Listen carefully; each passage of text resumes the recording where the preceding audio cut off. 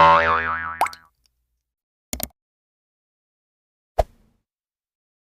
the name of Allah, who is the most beneficent, the merciful.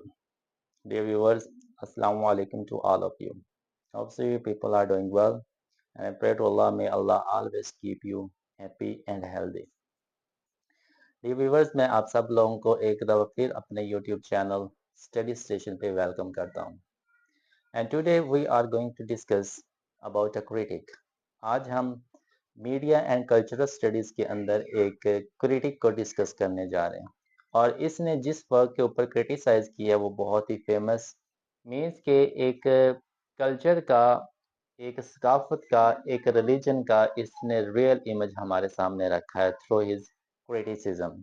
वो work कौन सा है, किस चीज़ के ऊपर इसने क्रिटिसाइज किया है, वी विल डिस्कस लेटर. लेकिन उससे पहले let me discuss about a movie. मैं आपके सामने एक मूवी का समरी या एक मूवी का जो हवाला है वो आपके सामने पेश करता हूँ. अगर आप उस मूवी को अच्छे तरीके से समझ सकते हैं then ultimately you will understand the whole topic. तो आप उस पूरे के पूरे टॉपिक को आसानी से समझ सकते हैं. So the movie which we are going to discuss is very famous movie. ये डिस्ने की एक मूवी है जो कि YouTube और दूसरे चैनल्स के ऊपर या दूसरे वेबसाइट्स के ऊपर आसानी से आपको मिल सकती है. मूवी का नाम है Pocahontas. This is the name of the movie Pocahontas. Pocahontas movie है जी और ये it is about an North African girl. ये नॉर्थ अफ्रीकन गर्ल की लड़की के बारे में एक कहानी है जो कि एक बहुत ही काइंडनेस टाइप की, बहुत ही रहमदिल और बहुत ही पीस लविंग लड़की की कहानी है. And this story deals with colonialism and post colonialism.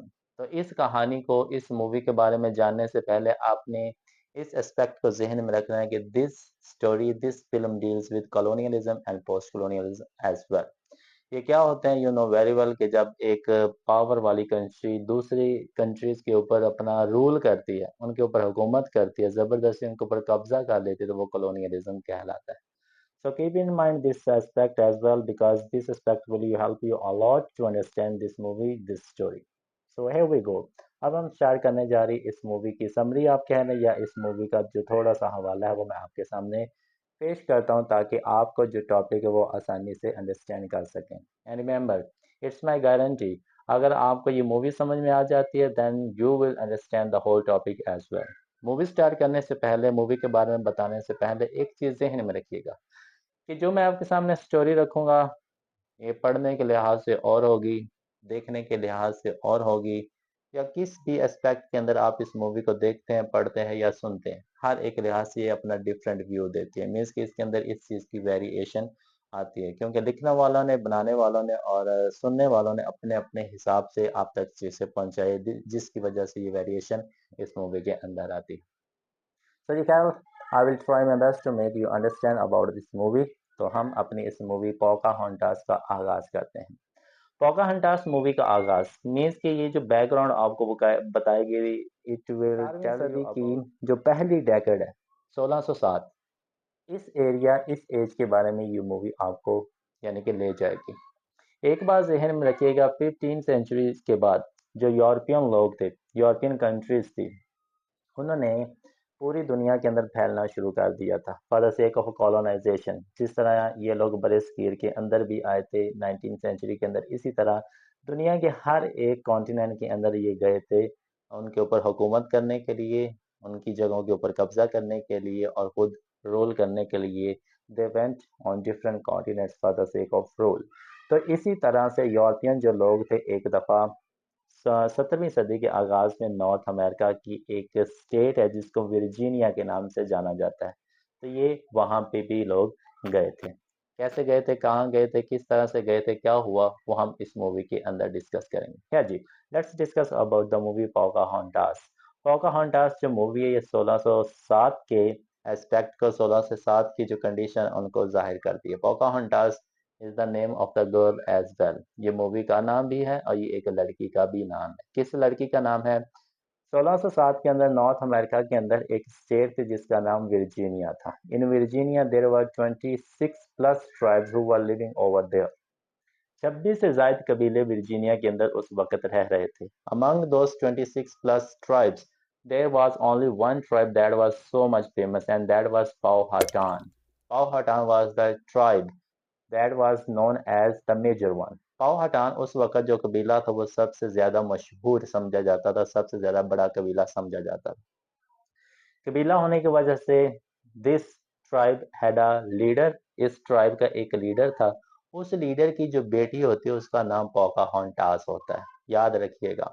Virginia के अंदर 26 ट्राइब्स पाए जाते थे, उन सब ट्राइब में से एक बड़ा ट्राइब था जिसका नाम था पाओहाटान। पाओहाटान का जो लीडर था उसकी बेटी का नाम पोकाहोंटास था, जो कि आपकी मूवी का भी नाम है। ठीक है जी।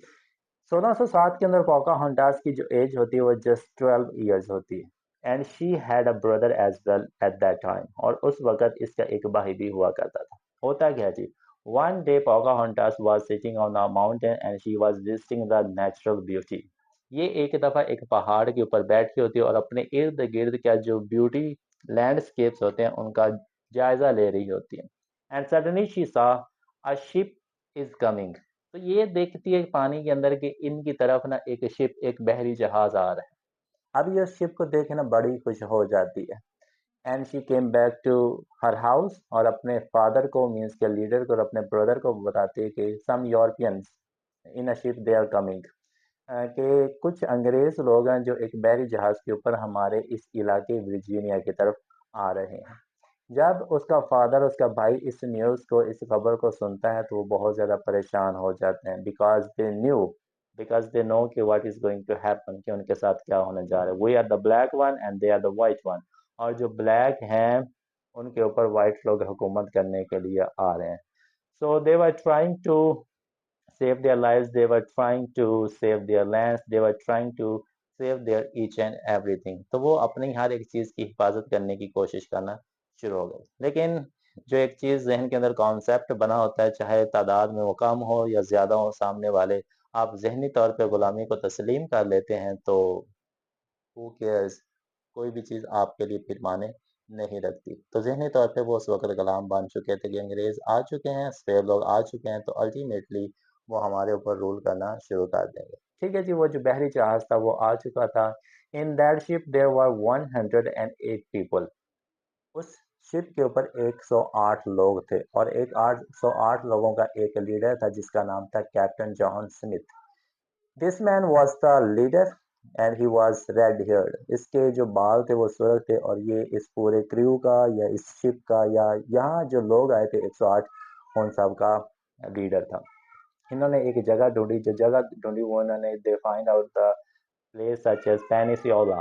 जो जगह का इन्होंने इंतखाब किया, सिलेक्शन की, वो एक पेनिसियोला था, ताकि पेनिसियोला क्या होता है, यू नो वेरी वेल, कि ऐसी जगह जिसकी एक तरफ खुशकी से घिरी हो और तीन तरफ पानी से घिरा हो, वो पेनिसियोला होती है। इस जगह का इंतखाब इसलिए किया गया ताकि इनको यहाँ से जाने में भी आसानी हो सके और कोई बंदा इनके ऊपर आके हमला ना कर सके, क्योंकि खुशकी का एक ही रास्ता था और वो एक ही रास्ते से खुद को अच्छे तरीके से डिफेंड भी कर सकते थे। तो इन्होंने एक पेनिनसुला जगह का इंतखाब किया और इस जगह का उन्होंने नाम रख दिया जेम्स टाउन। अपने ही यानी कि किसी नाम से इन्होंने इस जगह को मंसूब कर दिया जेम्स टाउन के नाम से।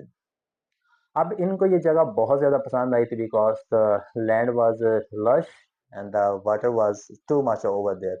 ज़मीन बहुत खूबसूरत इनको लगी थी क्योंकि ज़मीन सरसब्ज़ थी, पानी भी बहुत मिकदार के अंदर वहाँ पे मौजूद था।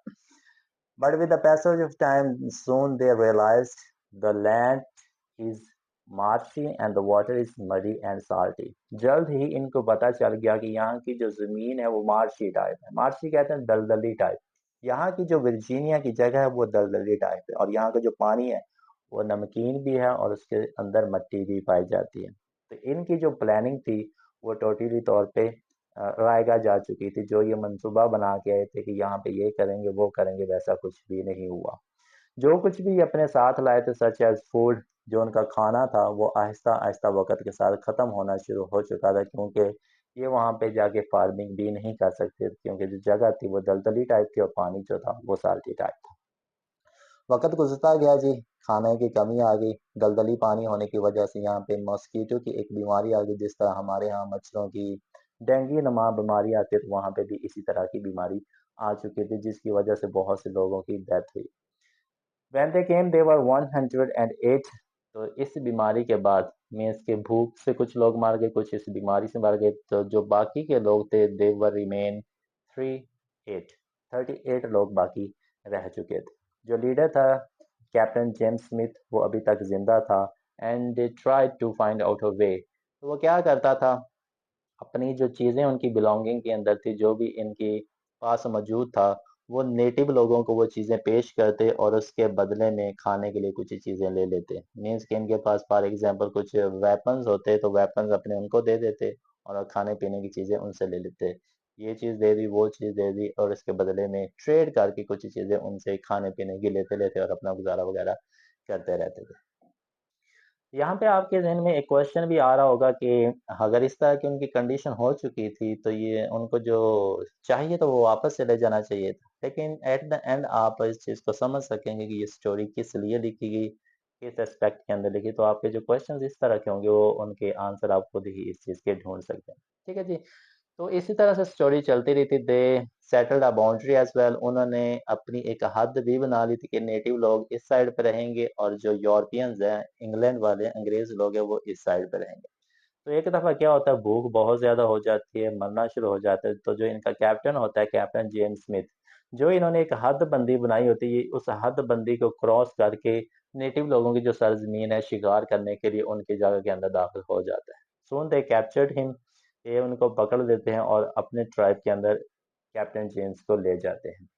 कैप्टन जेम्स अपनी जान बचाने के लिए अपने पॉकेट से एक कंपास निकालता है कि मैं आपको ये दे दूंगा तो इसके बदले आप मेरी ज़िंदगी बख्श देंगे। वो कंपास निकालता है, उस कंपास के अंदर एक जो सुई होती है निडल टाइप, वो हरकत कर रही होती है।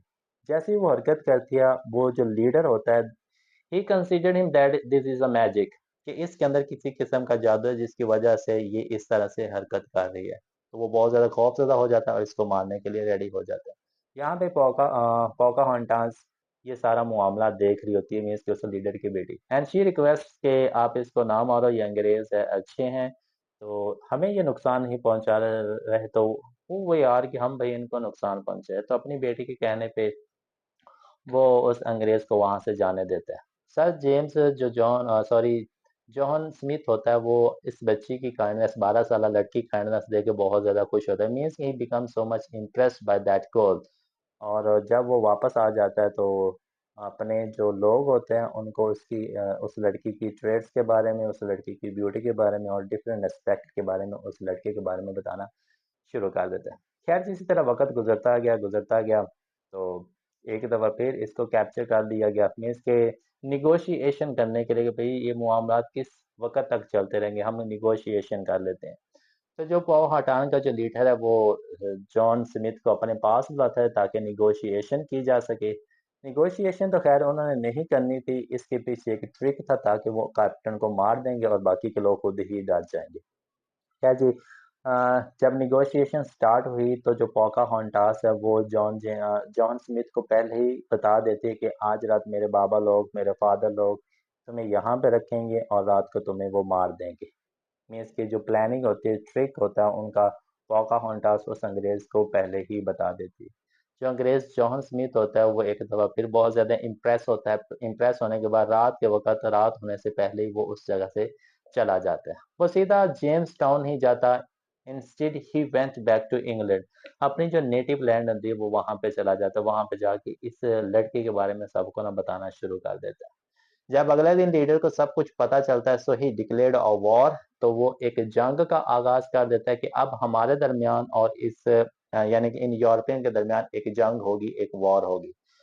सो everyone needs to be get ready for war. तो सब लोगों को वो तैयार कर रहा था। अपनी बेटी को, वो जो आपको बताया था कि 26 ट्राइब्स उस जगह पे वर्जीनिया के अंदर रह रहे थे, अपनी बेटी को अपने कबीले से निकाल के वो एक और कबीले के अंदर भेज देता ताकि मेरी जो बेटी है वो जंग के अंदर सेव रहे। जिस कबीले के अंदर वो अपनी बेटी को भेजता है उस कबीले का नाम होता है जापाजॉस। इस कबीले का नाम क्या होता है? जोपाजॉस, एक और कबीले का नाम।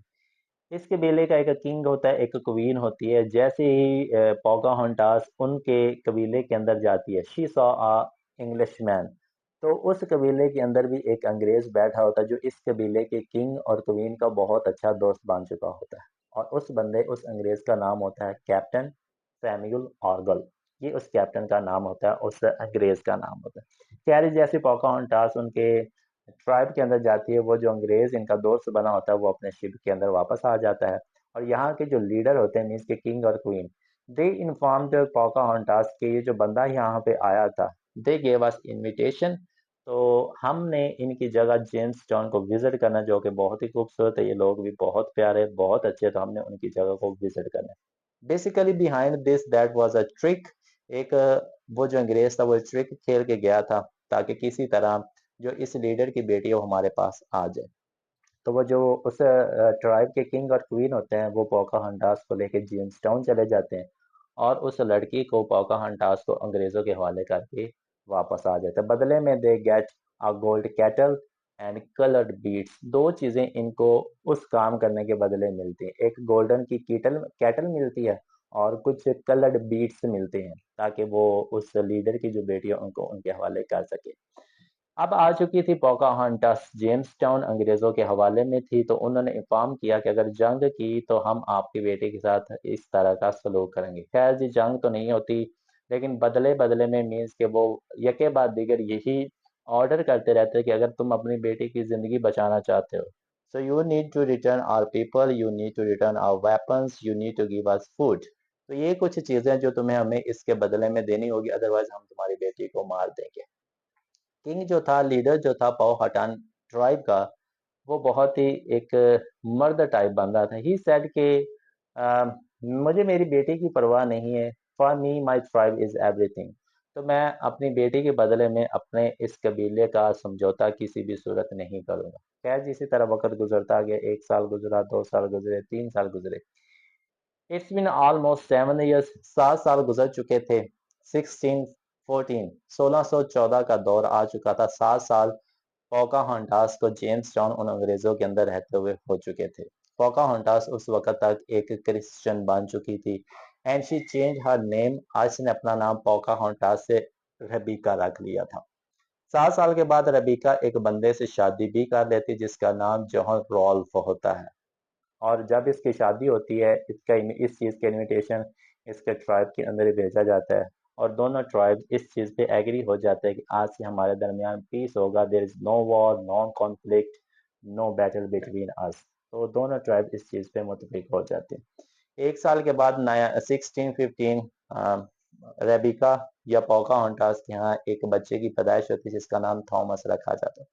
जिन 6-7 साल वो यहाँ पे रही, लोगों ने इसको अपनी लैंड इंग्लैंड या लंदन के बारे में बहुत ज़्यादा इंफॉर्मेशन दी कि ये बहुत ही खूबसूरत जगह, बहुत ही अच्छे लोग यहाँ पे रहते हैं। मीन्स कि जिस तरह एक इमेज जहन के अंदर बिठाना, तो हमारे अंदर क्यूरियोसिटी पैदा होती है कि I need to visit that place, जिसके बारे में मुझे इस तरह के ख्यालात वो बता रहे हैं।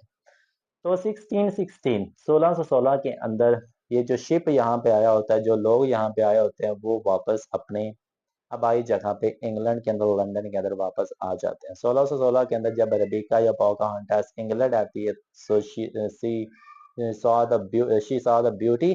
तो इर्द गिर्द की जो ब्यूटी है वो देखती है, बहुत ज्यादा खुश होती है, बहुत ज्यादा इम्प्रेस होती है। यहाँ इंग्लैंड आके उसकी मुलाकात जॉन स्मिथ से भी होती है जो वहां से भाग आया था। तो इर्द गिर्द की ब्यूटी के देखते लोग भी इसकी ब्यूटी को, इसकी काइंडनेस में, मीन्स कि इससे बहुत ज्यादा इम्प्रेस होते हैं। They impress too much, they start advertising her picture in their products. इतने ज़्यादा इम्प्रेस होते हैं कि इसकी तस्वीरों को अपने प्रोडक्ट्स के ऊपर लगाना शुरू कर देते हैं। एडवर्टाइजमेंट के लिए इसकी तस्वीर का यूज़ किया जाता है। मीन्स टू से कि जो पोकाहोंटास है, वो जब इंग्लैंड आई तो she became like a selling product.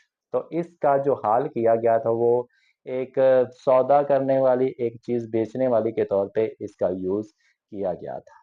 अब ये सब कुछ क्यों हुआ, बेसिकली स्टोरी इतनी सी है, और जो बाकी की चीजें अब हम उसको डिस्कस कर लेते हैं। So this is the story, this is the film of Pocahontas. इस मूवी को जहन में रखिएगा। अब मैं आपको एक टॉपिक बताता हूँ जो कि आपके मीडिया एंड कल्चरल स्टडीज के चैप्टर नंबर 1 का पार्ट है। तो आप टोटी तौर पे सारे का सारा टॉपिक को समझ लेंगे। ठीक है जी। So your topic name is Ziauddin Sardar.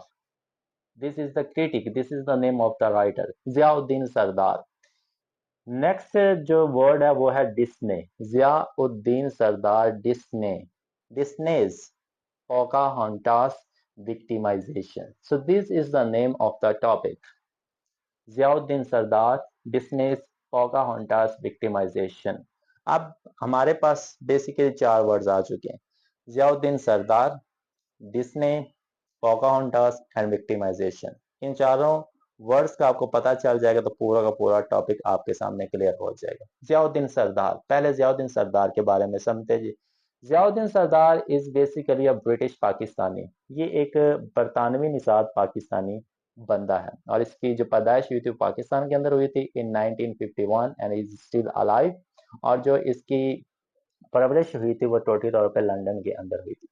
Bye profession he was a cultural critic and he was a philosopher as well. ये एक क्रिटिक है, ये एक फिलोसोफर है और इसका जो इंटरेस्ट था वो बेसिकली इस्लाम के अंदर, साइंस के अंदर और फ्यूचर स्टडीज के अंदर था। इसने इन तीन चीज़ों का बड़ा ही गहराई से मुताला किया था, इस्लाम, साइंस एंड फ्यूचर स्टडीज के बारे में। और इसका जो बेसिक इंटरेस्ट था वो था the condition of Islam in modern world. Modern world के अंदर जो इस्लाम की कंडीशन है, मुसलमानों की कंडीशन है, वो किस तरह की। तो कुछ ऐसी चीज़ें थी जिनको जियाउद्दीन सरदार लेके चलता है। जियाउद्दीन सरदार डिस्नेज, डिस्नेज क्या है जी? Disney's basically is a multinational company. It is entertainment company. ये एक मल्टीनेशनल कंपनी है जो लोगों को इंटरटेनमेंट प्रोवाइड करती है। इंटरटेनमेंट प्रोवाइड किस लिहाज से करती है? Through media. अब इस कंपनी के अंदर क्या चीज़ें दिखाई जाती हैं? मूवीज़ दिखाई जाती हैं जी, फ़िल्म्स दिखाई जाती है, उसके साथ-साथ कार्टून्स भी दिखाए जाते हैं और इन 2 चीज़ों के साथ फैमिली एंड फ्रेंडली कंटेंट दिखाया जाता है जिसके ज़रिए लोग बहुत ज़्यादा अम्यूज़ होते हैं, बहुत ज़्यादा एंटरटेन होते हैं। तो ये इस कंपनी का ऑब्जेक्टिव है, ये इस कंपनी का एजेंडा है कि ये लोगों को तफ़रीह मुहैया करती है through movies, through films, through cartoons, through family and friendly content. अब इस कंपनी को बनाने वाले देयर वर टू ब्रदर्स, दो भाई थे, एक का नाम था रॉय डिस्ने और दूसरे का नाम था Walt Disney. This were the two brothers जिन्होंने इस कंपनी डिस्ने को बनाया था और ये इन्होंने कंपनी एस्टेब्लिश की थी 1923, 1923 के अंदर इस कंपनी को बनाया गया था। अब इस कंपनी की आइडियोलॉजी क्या वो समझ लें, so you will get the topic. इस कंपनी का जो आइडियोलॉजी, इस कंपनी की जो आइडियोलॉजी वो यही है कि वेस्टर्न कल्चर को, मीन्स के अंग्रेज़ों को, यूरोपियन को एक क्लियर कट वे में उन्होंने दिखाना है। फॉर एग्जांपल जी, मेरा चैनल बना हुआ है, मेरे चैनल की जो आइडियोलॉजी है कि मैंने स्टडी प्रोवाइड करनी, मैंने डिफरेंट क्लासेस के बारे में नॉलेज आपको देना है स्टडी के लिहाज से। ये मेरे इस चैनल का ऑब्जेक्टिव है, आइडियोलॉजी है। इस चैनल का जो डिस्ने ने कंपनी बनाई, इसकी आइडियोलॉजी क्या थी कि इन्होंने अंग्रेज़ों को, यूरोपियंस को साफ दिखाना, चाहे उन्होंने अच्छा किया हुआ चाहे उन्होंने बुरा किया हुआ।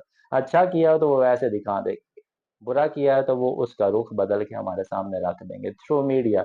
मीडिया के अंदर आपने सिमुलाक्रा वाला टॉपिक पढ़ा है तो आपको पता है कि सिमुलाक्रा किस तरह से किया जाता है। बेसिकली डिस्ने ने ये ऐसा ही किया है। ठीक है जी। जियाउद्दीन सरदार डिस्नेस पोकाहोंटास। अब डिस्ने की ही एक मूवी है जिसका नाम पोकाहोंटास है, जो मैंने आपके सामने मूवी प्रेजेंट की है, उसकी कहानी आपके सामने रखी है। पोकाहोंटास बेसिकली है क्या चीज? पोकाहोंटास डील करता है कॉलोनाइजेशन के एस्पेक्ट्स को। अब कॉलोनाइजेशन की आप डेफिनेशन देखेंगे तो डेफिनेशन के अंदर यही आता है, कॉलोनाइजेशन के अंदर लोगों के ऊपर जुल्म किया जाता है, लोगों के अंदर जबर किया जाता है, लोगों की चीज़ें छीन ली जाती है, लोगों की ज़मीनों के ऊपर कब्जा किया जाता है, लोगों के ऊपर रूल किया जाता है, अपनी मर्जी के अहकामात चलाए जाते हैं। लेकिन इस मूवी को देखने के बाद आपको इस तरह की कोई भी चीज़ नज़र नहीं आएगी। आपको रिलेशंस नज़र आएंगे, आपको पीस नज़र आएगा और आपको लव नज़र आएगा, जो कि कॉलोनाइजेशन के अंदर नहीं पाए जाते। बेसिकली इस मूवी के अंदर कोई बिगाड़ नहीं है, बिगाड़ है दिखाने वालों के अंदर। कि जो डिस्नीज हैं, जो डिस्नी की कंपनी है, उन्होंने हमारे सामने जो पिक्चर्स पेश की है, हमारे सामने जो टॉपिक लेके हमारे सामने जो मूवी पेश की है, वो बेसिकली ज़ाहिरी तौर पे नहीं की। हुआ कुछ और था, उन्होंने उसका रुख बदल दिया। अपने कल्चर को साफ दिखाने के लिए, अपने नेशन को साफ दिखाने के लिए उन्होंने हमारे सामने एक कॉपी रख दी और जो कुछ हम इस मूवी के अंदर देखते हैं हम उसको रियलिटी मान लेते हैं सिमुलाक्रा के ज़रिए। ठीक है जी। कॉलोनाइजेशन के एस्पेक्ट हर एक नेशन के अंदर पाए जाते हैं, उनके असरात भी पाए जाते हैं, लेकिन आपको इस मूवी के अंदर उस तरह का कोई भी एस्पेक्ट नज़र नहीं आएगा क्योंकि जो हकीकत थी उसको छुपा लिया गया था और जो कॉपी थी वो आपके सामने उसको पेश कर लिया गया। ठीक है जी, अब आपको समझ में आ गई। Ziauddin Sardar, Disney, Pocahontas, last word रह गया जी victimisation. Victimisation came from victim, victim कहते हैं जी शिकार। आपको मैं मार रहा हूं तो आप एक शिकार बन चुके, आप विक्टिम बन चुके हैं। So basically Pocahontas was the victim. यहाँ के जो लोग थे वर्जीनिया के वो विक्टिम थे, और ये दो जो विक्टिम हुए थे वो दो तरह के हुए थे।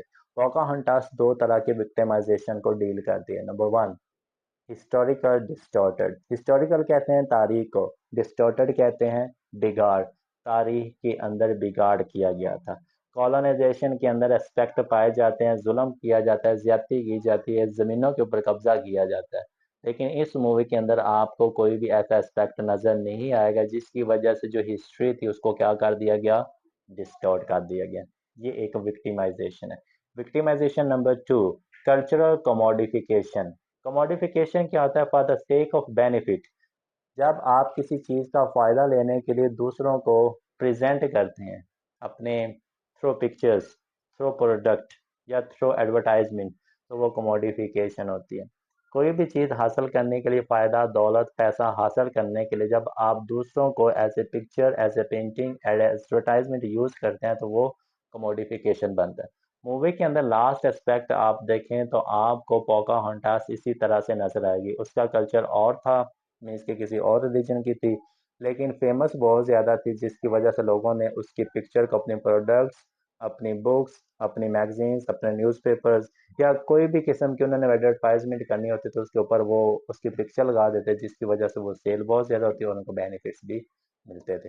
तो ये जो एस्पेक्ट है दो विक्टिमाइजेशन है, एक तारीख के अंदर बिगाड़ किया गया था और एक कल्चर को अपने फ़ायदे के लिए बेचा गया था। तो बेसिकली हमारे क्या नाम है, ज़ियाउद्दीन सरदार ने डिस्ने की इस मूवी पोकाहोंटास के दो एस्पेक्ट को ज़ाहिर किया और इनके ऊपर क्रिटिसाइज़ किया है कि जो अंग्रेज़ हैं वो किस तरह से हमारे सामने रियलिटी को छुपा के रियलिटी की कॉपी को हमारे सामने पेश करते हैं और उस कॉपी को हम हकीकत मान लेते हैं। So this is the topic about Ziauddin Sardar, Disney, Pocahontas, victimisation. I hope so कि आपको ये वीडियो पसंद आई होगी और आपको ये जो टॉपिक है वो भी अच्छे तरीके से समझ में आ गया होगा। So thank you so much for your time. Thank you so much for watching my this video. अगर वीडियो पसंद आई होगी तो so please like my YouTube channel, press the bell icon and share this video as well. Thank you so much. Have a nice day to all of you.